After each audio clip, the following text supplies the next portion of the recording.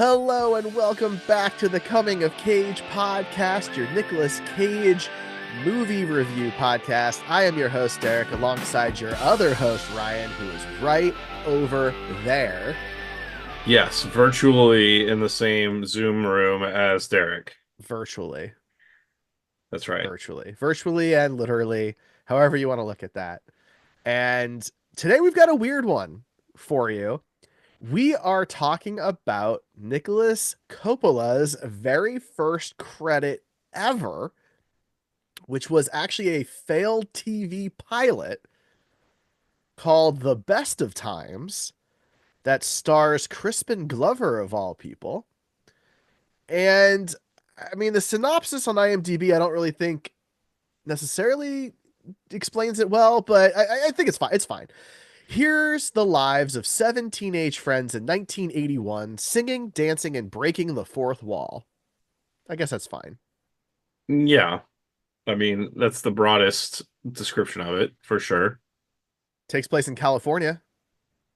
Yeah, although that's not really relevant. You just see the beach sometimes. It could be any beach. Well, they talk about surfing.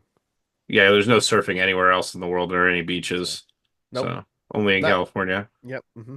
So that narrows it down. It seemed like it was supposed to be California. Oh, it definitely was. Yeah. Okay. So, so this We're was off to a strong start. a strong start. I'm hopped up on meds over here.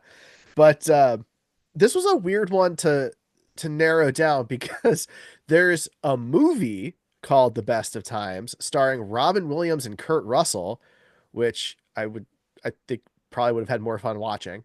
And then there's also another failed TV pilot called The Best of Times that was in 1983, 2 years after this one. Yeah. So popular title. So is this one the best or the worst of the three? I mean, I think it's safe to say it can't be the best. I imagine the Robin Williams Kurt Russell movie is better. I just have to assume that. I mean, that seems like a strong assumption. Let's see what IMDb says. Right? I mean, look, we both love Kurt Russell. I love Robin Williams. I assume you do as well. We haven't talked about that as much, but You're right, though. The IMDb says that it's a 6 out of 10 rating based on 8.5 thousand reviews, whereas the Best of Times failed TV pilot is only a 5.0 out of 10 with 381 people have rated it. So, yeah. And I was able to find two very low quality scans on YouTube. One yes. was a little bit better than the other. And it was so bad that I actually had to watch it on my computer so I could scale it down because on my TV I couldn't make out anybody's faces. Yeah, we watched it on our TV, but it was definitely trickier. Like at It was first rough. I was like, who is that? When it first starts out, and eventually you figure it out. But Yeah. especially because it's so creative that everybody uses their own first name in it. It's so I'm pretty sure weird. it's because it's a bunch of actors that have never actually acted in something real before, so they were worried they would forget each other's characters' names or something. Maybe. The one thing that's really odd though is Nicholas, his name is spelled different as the character.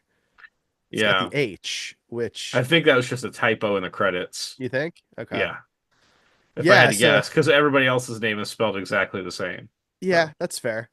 And Crispin Glover's real mom voices his character's mom yeah, in the pilot. Um and yeah, I mean there's a few other people in the movie that someone might recognize. Jackie Mason was in some stuff. Um he was the shop owner in this, and he had been in like History of the World Part 1 before this, and he had been in The Jerk. Um Apparently there was a sequel to Caddyshack. He was in that. I had no idea that there was a Caddyshack 2. well, I know it existed. I just don't know anything about it. But anyway, this is how we usually do this. We'll go through my notes that I take from the movie slash TV pilot and just kind of touch on each one. This one might be a little different because there's really not any through lines. There's a couple of I use the word stories very loosely, but there's no real plot. It's more just like one thing to bind the things together at the end. Right. But most of it is just kind of random shit that happens that they film. That I Um, think was scripted. I'm not sure. I assume it is. Okay, so yeah, my first note was most normal Crispin Glover ever. Yeah. Yeah. If this was like if you had never seen him in anything before and this was your only exposure to him, you're like, he's kind of like a decent looking normal guy. I bet he has a career ahead of him. There are a But few scenes where he's like trying to go head to head with Nick to see who could be zanier. and It maybe that's seems what led like him down the path the that path. Nick is responsible for what Crispin Glover became. I mean maybe. Maybe it's possible. But But yeah, he's yeah. just like wearing a sweater. He's not like acting weird. But for the No. most part, I mean, he acts a little weird, but no weirder than any other teenager that you would think of.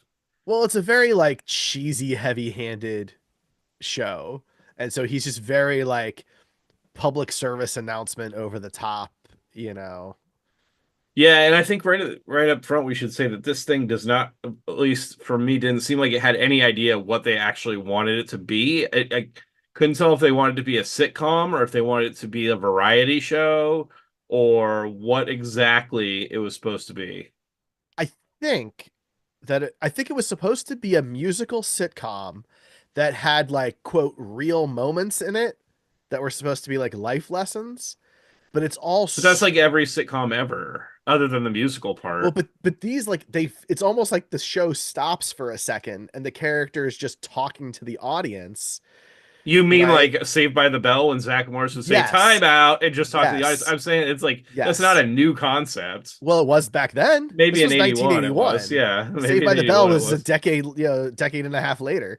And no other shows really did that. Like Happy Days didn't do that.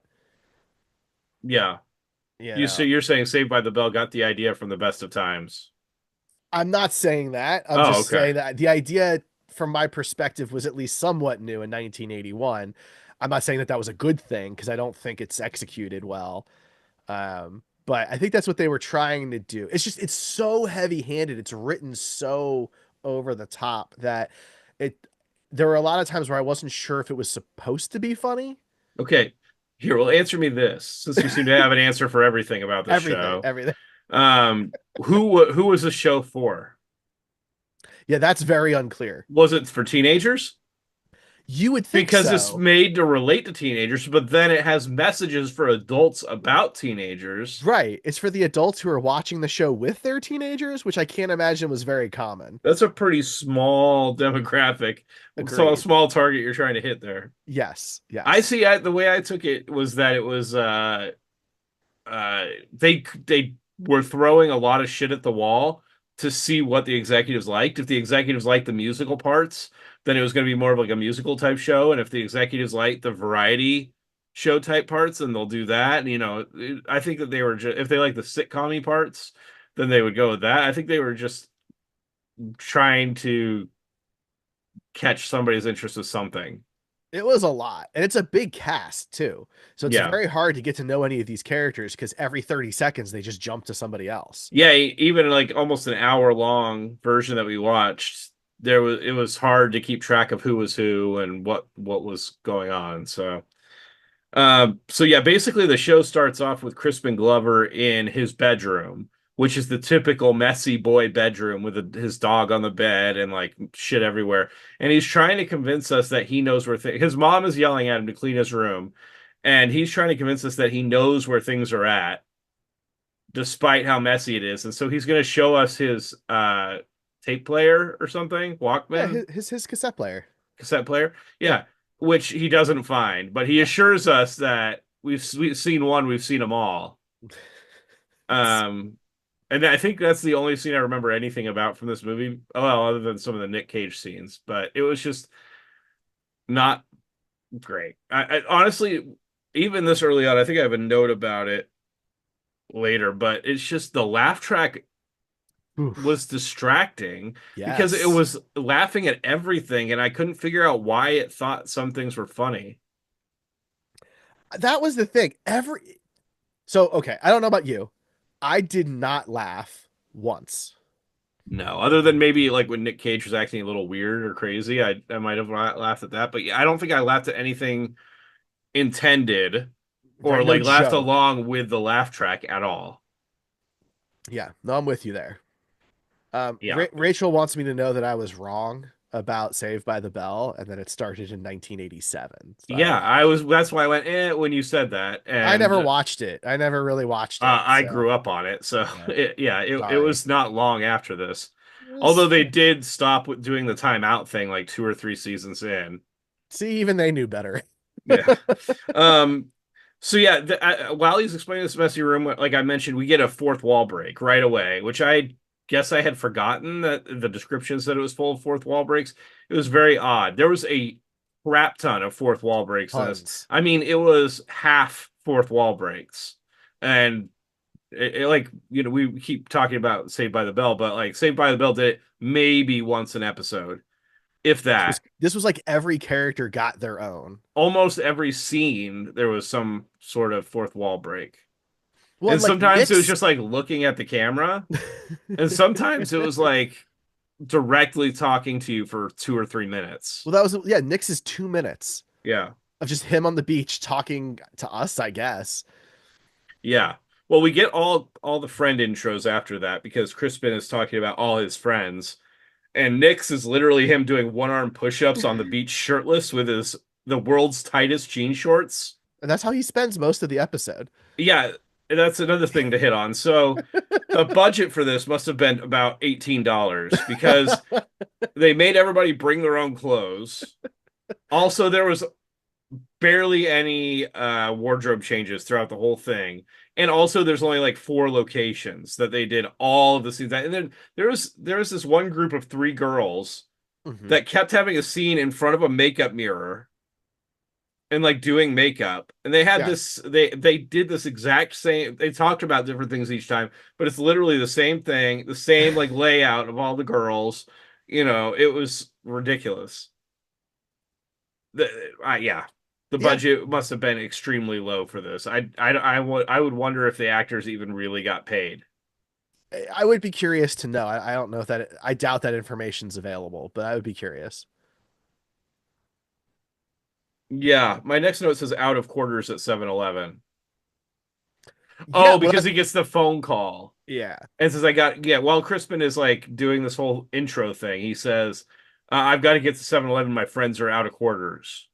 Hmm. Which I guess, does that mean the shop that we see over and over again is supposed to be a 7-Eleven When it's like clearly a grocery store. Like slash hardware store? yeah, it has the inventory of a hardware store and a grocery store, but it's apparently but it's laid out like a gas station. So I don't maybe I know. just don't know what a 7-Eleven was like in 1981 I guess California. not. I mean, it looked to me like a gas station, but then the things they kept bringing to the counter were more like a grocery store, so I don't know. But as soon as he leaves the frame to go to help his friends at 7-Eleven, he comes back and says, remember, this is the best of times, as if God. the executives watching this would forget. I didn't think about it And that way. and That's and funny. then they go, this is brought to you by Charmin. Oh Wipe God. your ass cleaner than anybody else with Charmin, or something like that. It was the most 1981 Charmin commercial. I couldn't help but feel bad for Charmin, thinking that they were going to get something good, and then this happened. I just can't believe that, it's 45 years later, we're still getting the same commercial. Yeah, exactly. Oh yeah. So my next note is laugh track is obnoxious, not funny. No. It Nope. was almost like anytime certain characters talked, the laugh track would just happen. There, Hmm. okay, so keep in mind this is 1981. We've mentioned a few times, but there's one character who was supposed to be the quote unquote fat girl, Yeah. and she was not fat. No. First of all, maybe in 1981 they would have considered her fat. I don't know, but literally anytime she says something about food or being hungry, the laugh track goes off as Well, if because like that's what is supposed to be funny. that's what half of what she talks about, right? She talks about the new diet that she's on, and I guess it was supposed to be some reference to something that was happening at the time. And like it's all about eating, and it's so one dimensional. The whole thing, every character has like one thing about them, That's Yeah. all that it is. Yeah, like Nick Cage is the like womanizing jock. Jock? Yeah. Yeah, Mhm. so the next scene we get with him is him in the same shirtless jean short outfit, boxing, shadow boxing to like Rocky. I don't know if he's like humming Rocky or He talking about mentions Rocky or Rocky. I something. forget why, but he does mention it. Yeah. Oh no, he talks about how he loved the scene when Rocky is punching the meat or Oh, something like right. that. Right. He keeps hitting that Um, meat. He keeps hitting yeah, that beef or whatever he yeah, says. which was ridiculous. Honestly, as bad as this was, it's probably going to be a pretty high Cage score because Agreed. he was before he even knew what like his shtick was. He went for it in this. Oh, big time. Um, Bottle recycling music. Oh, okay. So they bring a bottle in to the convenience store, gas station, grocery store, 7-Eleven. hardware store, 7-Eleven, and he gets like a dime or whatever. The person that brought it in does. Well, then they're like, oh, okay, well, what about all these? And they bring in 7 pallets of bottles, and he refuses to pay them for them. And so, in order to entice him to pay them for him, they start doing a stomp style concert with music, with bottles and chip bags and other various things Maybe this is where from the Stomp got store. the idea. Maybe I don't know when Stomp started. Maybe Rachel will text you and tell you that. But uh, it's it's literally like a minute and a half sequence of them just trying to make music with bottles and stuff. And I didn't realize that this was going to be a theme throughout the whole movie, but they do several like really bad covers of Mhm. 80s music Oh yeah. and 70s music, Well, and Nick is mostly 70s dancing music, but like crazy in this scene. His oh yeah, eyes, they were the they're most bugged like, out. They're right? like Vampire's Kiss, bugged out the whole time. But even like honestly, a little crazier. Then Vampire's Kiss, He looked unhinged in some of these scenes because he's got this fake because smile on he his looked face. totally normal And in Vampire's Kiss. no, but like in Vampire's Kiss, it's about like his fall into madness. Here, he's just supposed to be like this like jock happy high schooler, and he just looks Slash serial deranged. killer.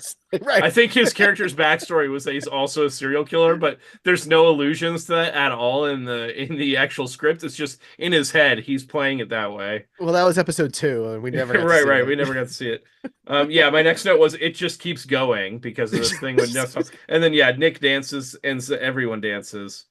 Oh Um, man, and we get another fourth wall break with somebody washing dishes. I can't remember who, but yeah. I was listening at this point. The fourth wall breaks. I think I stopped because it just got to be too much at some point.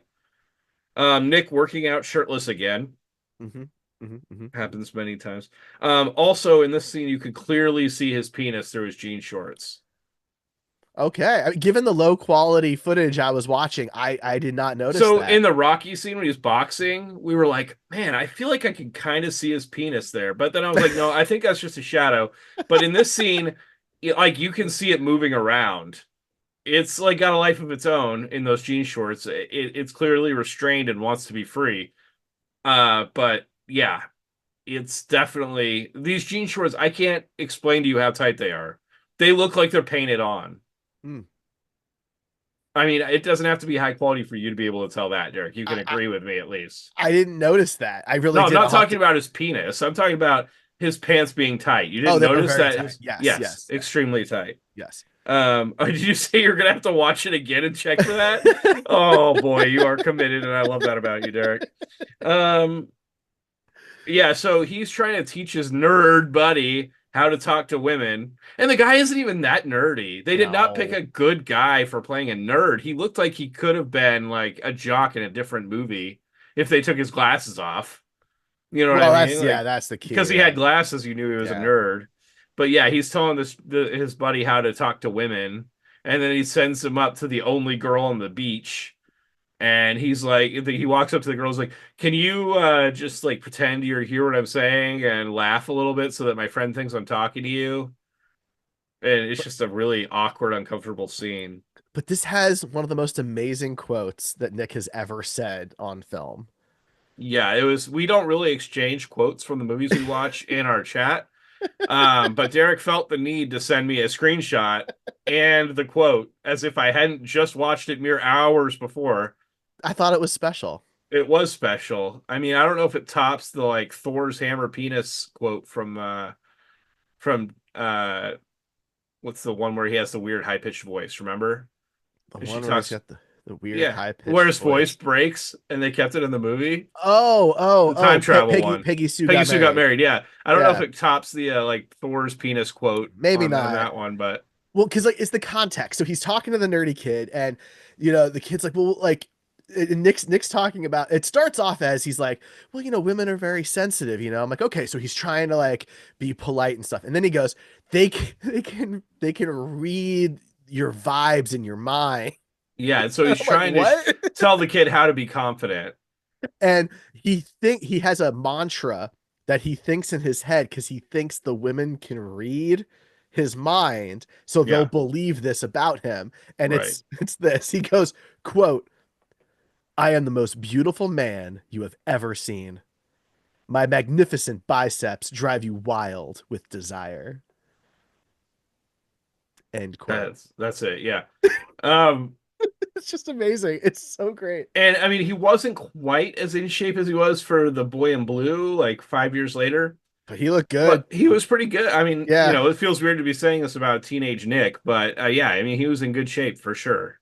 Yeah, well, because he's I only, let's see, so this is 81, so he would have been 18, 19 when this was filmed. Yeah, so I guess he was You a know, little old enough to make it not as weird, but so he was um, cut. Like he was clearly doing, like he had a routine that he was following. yeah, and he amped it up and up leading up to 1986 for the Boy in Blue. Right. Um, so they were basically the through line for this whole thing is the school dance. The dance is coming up, and they need to get money for Hmm. this dance, I Which was guess. confusing to me because, like, so it's not homecoming or prom, it's just the A school dance, dance yeah, that the school because can't pay for. So they have to find exactly. money. I don't know. It was very weird. So that's why they were trying to sell all the bottles, Right. and then they get the idea to do a car wash. And of course, instantly I'm like, a 1981 car wash. I can't wait to see this. And I was not disappointed. A baby blue FBRX7 rolls through for my car nerds out there.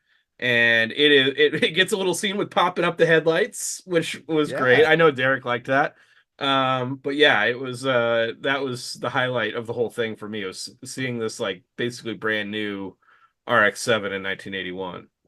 But they're Um, all singing to your earlier point, oh a not yes, so good cover. that's my next quote. 9 to 5. So as soon as they started singing this, my girlfriend who was watching it with me was like, "How did they get the rights to a Dolly I Parton know. song?" And I I was like, know. "They did not get the rights to a Dolly Parton song. They don't need the rights because they did a cover." Right. But they did the cover because they 100% could not afford the rights to a Dolly Parton song, along with all the other things that they sing and cover in this movie or But then there's a reference later whatever toward it the end is. of the episode. One of the women's like, "I'll be the next Dolly Parton." I'm like, "Oh God." Well, clearly that's where they know the song from. But Right. yes, they're all singing and dancing to 9 to 5, but Mhm. not the Dolly Parton version. The The whatever them this thing version. is, yeah, the them version. And it was bad. Yeah, the car wash dance number, and there's like a line of like 50 cars waiting while they're doing this dance number, and they're all honking at them and everything to like get their shit together. It was hilarious. Um, so then we get the cut to the next scene that's completely unrelated with two guys playing on like really old game tables, which was kind of cool. Yeah. Crispin and the nerdy guy. How is Crispin not the nerdy guy? So I guess Nick Cage would have been the AC Slater. Right. You watch Saved by the Bell at least a little bit because Yeah. he's the jock guy Yeah. that gets the Yeah. women. So does that mean that Crispin Glover was supposed to be the Zach Morris Yes. Yes. and that 100%. the other guy was supposed to be Screech? I guess. I think Screech is a lot more exaggerated, but yeah. Yeah, that's probably why this wasn't successful. They didn't exaggerate the nerd enough. Well, there's also like I would say maybe like 30% too many characters in this Yeah, one, that's true. Yeah. right? Like I think that's the key. Is like once you get beyond say 6 main characters, you better have a really strong writers room to keep that all balanced out and to keep these characters distinct. That's a hard Yeah, thing to do. That's why you usually see 4 to 6. yeah. And this had like, I don't know, there were like 9 kids or something. I don't know. Right. And I think most of them are women. There was a lot It more was a pretty even split, which but was in 1981 pretty crazy. yeah, I mean that part was fine. I just couldn't keep anybody straight. Right. I It agree. was really like in my head there were 4 characters. There was Crispin and Nick. There was the guy who was just desperate to get a date to the dance. The Screech guy, yeah. And then there was the woman who like they only like talked about her like weight. Yeah. Those are the only characters that I can like remember. Well, there were other women that were like very generic kind of women. Yeah, I mean, they could probably be compared to Saved by the Bell characters too, but it would be harder to right, compare them because there was no development really, other than laughing at their friend who was overweight, according to them. right. Did you recognize the game tables at all that they were playing on? Those were probably a little bit early for you I and for me. honestly, the quality is so low on what I was able to find. I couldn't make out the graphics, so When I you don't also know. don't get to see the graphics, you literally just see them playing like with the roller ball on it. It Well, might not yeah, even been like but I don't think it was actually like video games. I think it was like a electronic game like where you control like little things that move around or something rather than a video game because even yes. Atari would have been pretty early at that point. No, I meant the graphics on the side of Oh, of the cabinet. I couldn't make out what it was supposed to be. yeah, I think they specifically didn't show them, but it was interesting seeing those because you don't see really early tabletop games that much. But it was like some silly like they were again it was like another one of these PSAs. There's like 6 PSAs in this one episode. It was like they're at first they're talking about how like they hate war, man, and peace and love, and then of course like they like lose a life or whatever. They're like, oh man, this thing's so stupid. I'm like, oh god, Well, that was a different scene. That was when they were that playing was not this pinball one. machines. Oh, which scene are you talking No, about there then? was a scene where they're like it's like head on for each of them. Like you see them like from the front with the machine in between them. Oh, I don't remember what they were talking about, but the machines had like some sort of big roller ball in the middle. I Um, must be misremembering that one then. Sorry. yeah, there is a scene with the pinball that you're talking about. I don't remember what they talked about in this particular scene, but Mm. um, let's see, where was I at? Oh yeah. So the cagiest non-Nick Cage scene in this is when Crispin goes to the 7-Eleven grocery store, hardware store, convenience store, and he has to have the Talking Heads tape. He heard the Oh Talking god. Heads song on the radio, and he is freaking the fuck out about this Talking Heads song, and he needs the tape. He has to have the tape. He will literally die if he doesn't have the tape. And so he goes through all the tapes and finds it and then puts it immediately into the cassette player, which apparently he had found from the first scene, and plays it for the shopkeeper. Which I guess has And external speakers somehow. yeah, I don't really know how that worked. Neither of us I were around had in. But I had cassette players. I had Walkman. Like they unless Me too, but I never had an external speaker for him. no. So I don't know, but yeah, it he plays it for him and he is not impressed. Well, because the shopkeeper, Mr. O'Reilly, every word out of his mouth is just a sarcastic joke response to something somebody else said. He does Yeah, not have one like original thought the entire episode. It's all just a response. Everything is just a joke response. right. It gets kind of exhausting. Yeah, it's a bit much. Not Um, everything can be a punchline, dude. I had my next note is that there's another Crispin fourth wall break. I don't remember what the fuck it was. Who knows? Then we get the song about chores. Right, right. Nick does some dishes and laundry. Yeah, which this one was not a cover. I don't not at least not a cover of anything I know of. I didn't recognize it. Yeah, I assumed Um, it was a cover just because of I doubt they wrote a lot of original music for this, right. but Well, if it was a cover, I don't want to hear the original ever. And then we get a scene of all of them racing at a go-kart track. Mhm. But apparently there's police on the go-kart track because Nick gets pulled over by a Yeah. police officer on the go-kart track and seems to be getting written a ticket. Well, because there's no one's talking. It's all like this song. I don't know, like why. What did he do? And also, why are there real police officers with lights and sirens on their cars on a go-kart track, on their full-size police cruisers on a go-kart track. Very confusing. It was really weird. It made no sense. I don't understand it. That was weird. More Nick shirtless workouts. Mm-hmm. Because I think we've only had 4 or 5 of those at this point. Oh, so they made this one joke twice throughout this thing, and it was not funny either time. I It's believe a that. joke where like you say somebody's bad at listening, and then they go, "What?" Oh, yeah.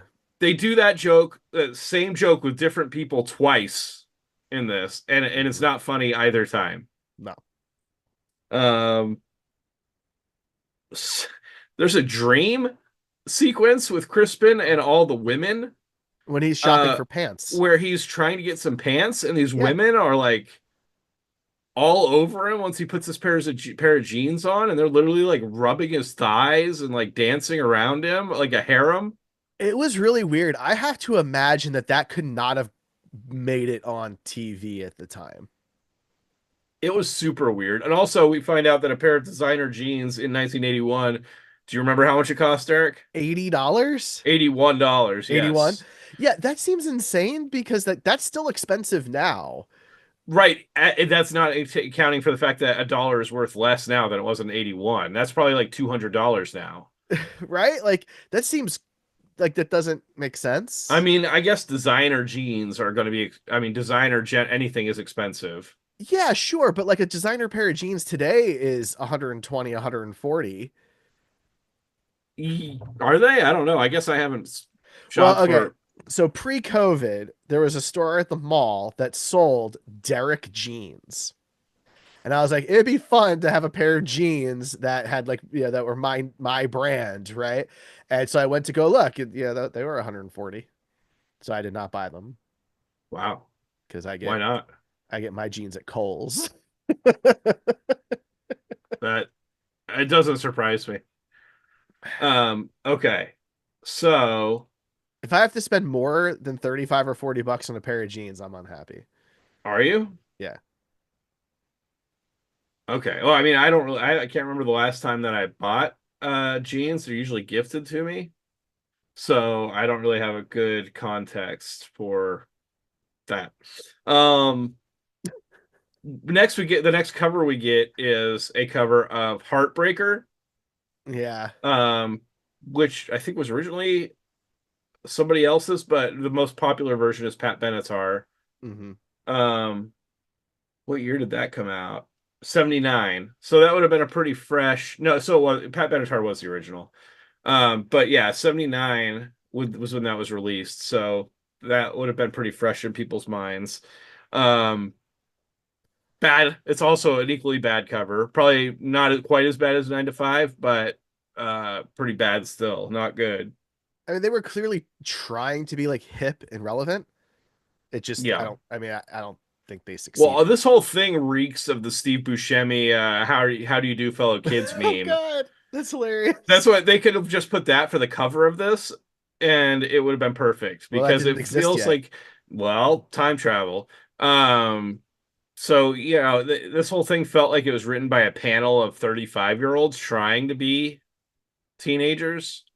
Uh, so that's probably the main problem with it. So in this scene that I'm recalling now, Crispin, I think it's Crispin. No, it's the nerdy kid goes to the store and the convenience hardware gas station grocery 7-Eleven store and tells the shopkeeper that he single-handedly talked the school into using this store to provide all the food for the dance.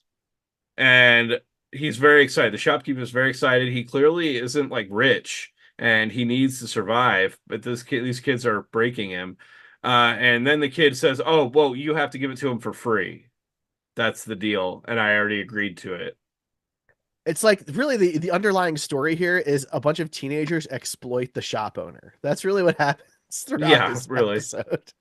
It's so And sad. so then we get the Nick fourth wall break, which is him on the beach. I believe he's shirtless still. I can't No, remember. No, he he's had a got, shirt in this one. yeah, Yeah, it's because this is not a joke. no. This fourth wall break is so dark compared to everything else in this. I mean, it's about him being scared to get drafted and going to war and dying. Hmm. I mean, it The goes experience from his dad had in Korea, yeah, I mean, oh my God. Yeah, I forgot about that part. It's just so dark. and it goes on for over 2 minutes, Yeah. and And it comes off like he's being interviewed. it You does. know? It's not like a normal, like everybody else's fourth wall break where it seems like they're Yeah, just talking to somebody that's there. His is like they asked him a question and and we now didn't get he's to hear it. responding. Yeah, Right, exactly. Yeah, kind of like it's like one of those interview break like talking heads in the office, exactly. Yeah. but it's the only one in the whole episode that's like And that. it's just extremely jarring because you're Yeah. going literally 100 miles an hour on trying to be comedy, and then you hit a brick wall talking about people dying in war and getting drafted. And this was in 1981. Hmm. So drafts had happened not that long before this, Right. Yeah. with a lot of people dying. Hmm. And I mean, it's extremely dark. It's not played for laughs. It's just, yeah, it it was very jarring. But then it's Uh, used it is used for a laugh towards the end of the at the very end of the movie though. Because he yeah, makes some comment in this that like he realizes like when you talk about that kind of stuff like women get real like friendly or cuddly. I forget what yeah, word like he they're gonna put used. out or Yeah. something. I'm like, all right, so that took a turn, and then it gets kind Yeah, of undercut. The seriousness of it gets undercut. it does. We get another Crispin pre-dance fourth wall break. Well, Um, so they do every time they cut to a commercial, they cut back to him in his room, and he's like, "The best of times will be right back." yeah, Every time. every time. And so we cut to the dance, and oh my God, there's apparently only 20 students at this school. Um, it's like they just walked to the beach for have 45 minutes or so and asked every teenager if they wanted to be in this scene, and they could only find like 20 people. Yep. And also the food that the grocery store, hardware store, convenience store, 7-Eleven supplied was like wood, like one of those white plastic like two of those white plastic tables. Hmm. And the comedy from this, after you see like an overhead shot of like 20 kids, then they all start gorging themselves like it's Skeksis at the table in the Dark Crystal, Nice. just being gluttonous and stuffing food everywhere. And meanwhile, the guy that apparently donated all the food and runs the store is there like, no, stop eating it, stop eating it. But they're just shoving it into their mouths and rubbing it all over their faces, and it's like the most ridiculous thing. Well, because this entire episode, the teenagers keep talking to us about how hard it is to be a teenager, how hard it is to get a job, how hard it is to be taken seriously, and all these be prepared for the world and all this other stuff, right? And then it's all kind of undercut by how ridiculous they all act throughout most of it. Like the nerdy guy who's trying to get a date the entire time. Yeah, There's this whole bit where he calls a woman's house, one of a girl's house, and she turns him down. So he asks for her sister. She yeah. turns him down. So he asks for the third sister. She turns him down. So then he goes, "Do you have any more sisters?" And And this teenager puts a 10-year-old girl on the phone with this dude. she says, yes, I'll go to the dance with you. And he goes, "I'll call you back in 7 years." Like, that's not good. That was not good. That's not good now. I can't imagine that that was good then. And then he, he's at a payphone. And, back then, like, if you went over your time, the operator would call you back to ask for more money, which is hilarious to me, but whatever. And he asks out the operator. Yeah, It's insane. And then what happens? He's rewarded by having a date to the dance. exactly. Also, it should be noted that Nick wore a leather coat to the dance. Yeah, he did. He always had style, man. AC Slater move right there. I'm telling you, when Nick, there's exceptions, of course, but like he really has some cool styles in a lot of these movies. Oh yeah, Valley Girl. I liked his whole get up in Valley Girl. He looked interesting in that one. Well, I still love the suit that he wears in Sympathy for the Devil. Like the rest of the movie Well, aside, that's like four but like decades later, I know, but but like I'm just saying, like he's got a style to well, him, and he's when always had a style. Have I you love seen it. the pink the pink and blue jean jacket that he's been photographed in with like Yeah, the metal patches all over it. Like but I he's love it. always had a unique style. Yeah. Um, we get Crispin back in his room. This is the end now. We get Crispin back in his room after the dance, breaking the fourth wall again, teaching us about how hard it is to be a teenager. Again, not sure who this is for. Because, yeah, because adults have been teenagers before, and teenagers, being teenagers, would know it's hard. So But this maybe it's for like show, 8-year-olds that are not quite teenagers, but they want them to know that it's going to be hard. the the talking heads, for lack of a better phrase, those they're talking to adults, but the show is for teenagers. Like adults aren't watching this, No. And if they are, they should probably be put in prison. right? So like I don't understand who it's for. And then my last note is Nicolas Coppola because that's who's credited in the movie, and I just thought it was interesting because he only has a few movies where that's the case. I think it's just two. I Is think it it's I think it's I think it's this just one in Fast this. Times? Yeah, I think that's it. And then he immediately changed his name. I'm pretty sure. Yeah. Um, Fun fact for those who are curious, this is the first of three times that Nicolas Cage and Crispin Glover appear in the same production. They are together in Wild at Heart, which we have not covered yet, and they are also together in Racing with the Moon, which we did cover way back on episode 22. Crispin was in that one? Yeah, he's the bully in the bowling alley. Oh, yeah, yeah, yeah. I do Another remember that. example of like where he kind of like looks like a totally normal jock type dude Right. before Before he like really kind of embraced the full Crispin.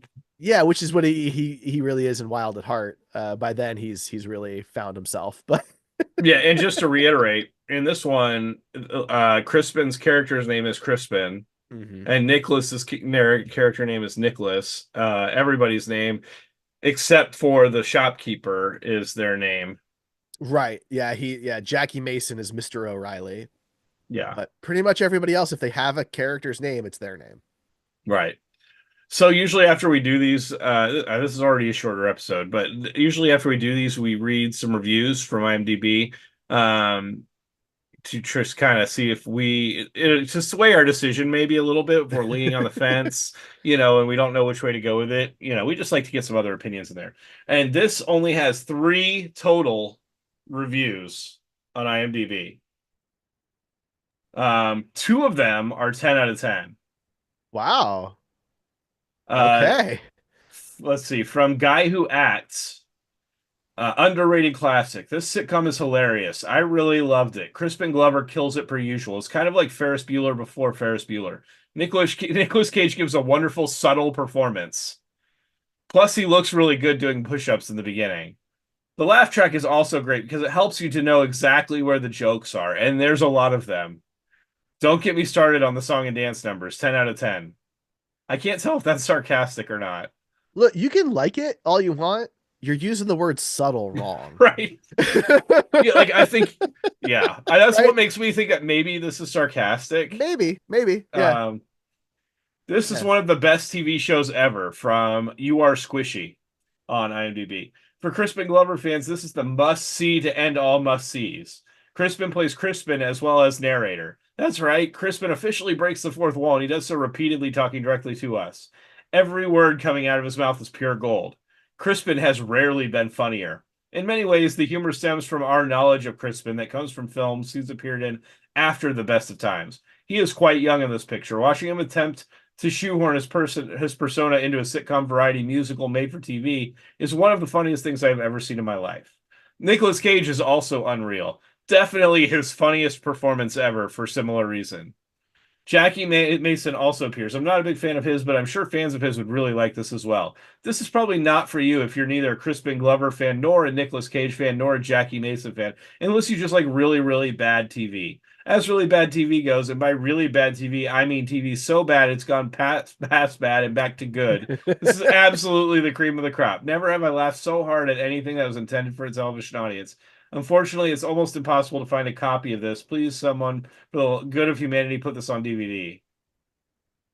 And Okay. then there's one more review. Those are the two 10 out of 10s. Okay. Okay. There's a review that's at 5 out of 10. Oh, measured. All right. And it's extremely long, so I'm not going to read the whole thing. I'm just going to take some highlights. Um, this one is entitled Borderline Insanity from a Time Weeks Before MTV, and this is by B and S About Movies. Sounds like they might have their own podcast. Before Mandy, before The Wicker Man, before Face Off, hell, before Fast Times at Ridgemont High, and anything else he did, Nicolas Cage appeared in this blast, and they spelled Nicolas Cage wrong also, appeared in this blast of Odd, a failed TV pilot from 1981 that was supposed to be the laugh-in for the video generation. The teenagers on the show play themselves, with Evan Glover's real life mom playing the voice of his show mom. However, the few adults in the show, such as Mr. O'Reilly, the owner of the store where everyone gathers, who is played by Jackie, I ruined Caddyshack 2 Mason. Actually, I kid, everything ruined Caddyshack 2. Um, there are plenty of dialogue heavy soliloquies that break up the show, which is somewhat episodic, somewhat bursts of sketches, think laughing, such as a moment where Cage flexes for the camera and drops a heavy dose of reality on the show. But you don't think there's going to be a war, do you? I wish my dad wouldn't talk about it all the time. My mom looks at me and starts to cry. And dad says the army will make a man out of me. Look at that. Huh? I thought I was a man already. This wildly uneven collection of material continues with a moment discussing teen runaways that goes from upsetting to jokey to, well, upsetting again. And then there are musical numbers. That's right. You haven't lived until you've seen Nick Cage wearing overalls and no shirt singing the most soulless version of 9 to 5 ever committed to video. There's also an equally milquetoast rendition of Hit Me With Your Best Shot, just to cement the fact that the show is going to hit you with musical choices on the level of cop rock. That's rough. The Best of Times is a true oddity, but it's also a pop culture time capsule of what Hollywood thought that youth culture was before MTV even rocketed into space just 3 weeks after the show aired for the first and only time. That is an interesting way to look at it. I'll give them that. Yeah, I think that that's mostly fair. Yeah. Yeah, we did kind of skip that. Like, so when Nick is done with all of that and he's at the dance, he's with a woman and he's telling her that he ships out tomorrow. Yeah. So that's good. And then yeah, the Crispin's talking to like the nerdy kid or whatever and talks about how he ran away from home once, but he just like hid from his mom in the tree. Like it's just Right. God. Oh man, that's a pretty good review. I like that one. Yeah, that person That's is good. yeah, that's a well thought out little review there. So yeah, so I guess we have to score it. Oh boy. We have our Cage-O-meter. We rate overall quality, overall caginess, 1 through 20. 1 is low, 20 is high. Um, I think I've gone first the last couple of times. Ryan, let's let You you. really don't want to go first on this one, I can tell. No, I can. I can go first. It's Um, fine. I, Uh, it's okay. I'll go first because I don't want to make you uncomfortable. So it was not good. Um, I like the idea that it's a time capsule in 1981 before MTV. Although I do think like Valley Girl was probably a better example or Fast Times were better examples of the era. I mean, Fast Times is certainly better. The review had it better where they said that this is more of a time capsule into what adults thought a teenager was going to be like in this time rather than Oh, that's what it was interesting. actually like. Yeah, yeah, Um, yeah, yeah, yeah. so I don't know, man. I'm at like a 6 Oh, wow, or a you liked it more 7. than me. I mean, there some of the Nick Cage parts were pretty funny, and him freaking out about the Talking Heads tape was, I don't know. I found some enjoyment in the really weird shit, but yeah, I mean, it was not good by any Okay, means. so you're giving it a 6. Yeah, I'm gonna stick with a 6 on that. Okay, I'm giving it a 4. Okay, I mean, I think that's reasonable. I think I was closer to getting into like the "it's so bad it's good" territory than you were. It's still not good for me, but I think it was getting close. Like it was, I found some things to laugh at or enjoy in it because of how bad it was. I've enjoyed our discussion about how bad it was That's and true. laughing about how ridiculous it actually is. And some of these movies, are just bad for the sake of being bad. This one's bad, but it's fun to discuss how bad it is. Yeah, I to be fair, if somebody handed me like a cleaned up HD copy of this, I might enjoy it more because I just the quality was so low. I just kind of had a hard time watching it, to be totally fair. Yeah, so you're Maybe I going to would be keeping your eyes open for a DVD copy. That's right. When this drops on 4K Blu-ray, I will be there. Arrow Video or whoever. You'll Yeah. get it. It'll be in a Nicolas Cage 5 pack. Oh man. I mean, but that's the thing though, right? Like it was just hard for me to watch. And so there's all these dance numbers and stuff, and as bad as they are, like I also didn't really want to watch them because I couldn't make out half of what was going on. Yeah. So just, maybe put an asterisk on that. So that puts it at a 5, which, I think that's pretty fair. I think it puts it on par with some not so great company. Yeah. Um, Ghost Rider Spirit of Vengeance, I would probably rather watch that than this, but at least this was short. Inconceivable, Yeah. Okay. That seems also reasonable. also a 5. We have a couple 5.5s, like The Boy in Blue was a 5.5, for example. Oh, Sunny was a 5. Yeah. So there you go.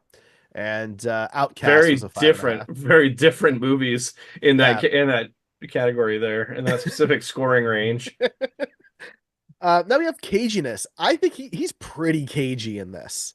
Yeah, before cagey was even a thing, he was very cagey in this. Yeah. So it is hard to put that number on it because again, like he's Crispin's the lead, but I would argue if you pulled out the commercial break segments, their screen time is pretty even, Equal, yeah. right? Crispin just gets the advantage of that. We're going to a commercial every time that happened, but um, it was pretty high caginess. I don't want to go like too overboard, but I'm tempted to give it like a 15. That's where I was at with it too. It's pretty cagey. Yeah. Yeah. Okay. All right. So we have a 5 on quality and a 15 on caginess, which puts it In a very in. specific sector Yeah. of the chart. Well, these are it's probably bad, but you'd also probably have fun watching it at Yeah. times, right? Versus, your movies like Rage, which is just kind of a boring bad, Oh yeah. you know. But I thought this would be kind of interesting. So this is our 70th Nicolas Cage production, 70. And we did our big look back after we did 50. This is now number 70. And I was curious where the movies kind of fall. And of 70 films, 28 of them are positive quality. So that Okay. means above a 10. And there are 3 right on the line with a 10. So I just thought that was interesting. So that means that, almost half are good or better, Yeah. which, after Tracks. 70 movies, and it's pretty good, It's pretty, yeah, good amount of data there. So just thought that was interesting. All right. So now we have to figure out which movie is going to join our wheel o cage, right? We spin our wheel to pick our next movie, and this has to come off the wheel. And I am happy to say that joining the wheel is a Nicolas Cage movie that I've been dying to see, Raising Arizona. Oh God, you haven't seen that? No, I never got a chance, Dude, and that's gonna be one that that's gonna be a good podcast. I'm very That's a movie excited. that's up your alley, I Yeah, think. I believe you. I've heard some things about it and the cast and such, and so this is one I've wanted to see. And I for don't those who don't necessarily know, love Coen Brothers movies, but this one is, yeah, something special for sure. yeah, I mean, I definitely have liked Coen Brother movies, but not all of them. They're not all Right. my taste. But it's not like Wes Anderson. I can't get into, for Yeah, example, at all. Cohen's kind sure. of a flip of coin. So. But yeah, so that'll join the wheel, and you'll have to watch our Wheel of Cage spin to find out which Nicolas Cage movie we're going to talk about next time on the show. Because of the nature of this and the fact that there just wasn't really anything on Bingo, there was no Cageo Bingo segment this week or this episode, No. The so only square we would have gotten is Nicolas Cage dances. that's So, it. Yeah, just the one. So we decided to skip that. I think that's fair. So you didn't miss it. It just wasn't a thing. right. So Go back and watch some of our old ones. that's right. Yeah. We got a bingo once. See if We you can did. find it. See if you can That's find right. it. Ryan, anything else for the best of times? Was Did it we the best want of times? Did you want to do a quick cover of 9 to 5 real quick for the podcast? No, I'm just kidding. We're not doing that. No, actually, if you want us to do that, if we get I don't know. If we hit number one on Spotify with this episode, then we'll do it. Okay. Yeah. No, number one podcast in the world on Yeah, Spotify, and we'll do exactly. a Then we'll cover of do nine to that. five. Make it All happen, right. internet. You heard that, Dolly. She's a big fan of the show, I'm sure. She is, and we're big fans of her. Well, that's true. That part's true, but I All of doubt. it's true as far as I'm concerned. Yeah. Dolly, if you're out there, we love you. Anyway, I think that's going to be it for us this week. Thank you for joining us talking about the best of times. And we are the Coming of Cage podcast. You can go to comingofcage.com. You can subscribe on your podcast app of choice, or you can watch us on the Derrico Studios YouTube channel. I'm Derek. That is Ryan. And we'll see you in the best of times.